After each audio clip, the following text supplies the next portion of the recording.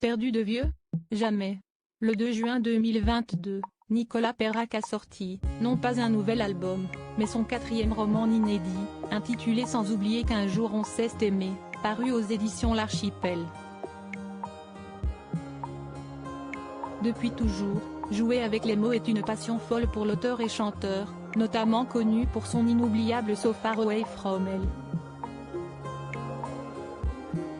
Ici est au calme, loin des tapis rouges et des soirées mondaines, qu'il s'attelle à jouer de sa plume, en Bretagne, là où il vit depuis 15 ans dans sa maison d'enfance, chargée de tant de souvenirs.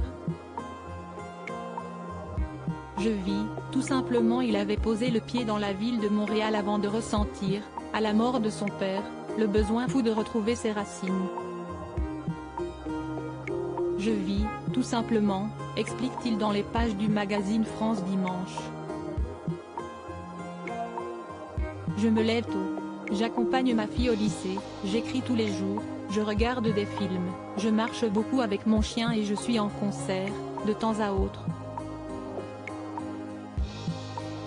Heureux auprès de Pascal depuis tant d'années, il avait effectivement adopté, avec elle, leur petite Sarah en Chine. Elle avait 20 mois à l'époque, la voilà grande adolescente.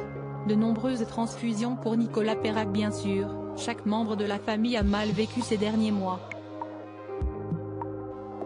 Si est bien simple, Nicolas Perrac a fait une frayeur à tout le monde.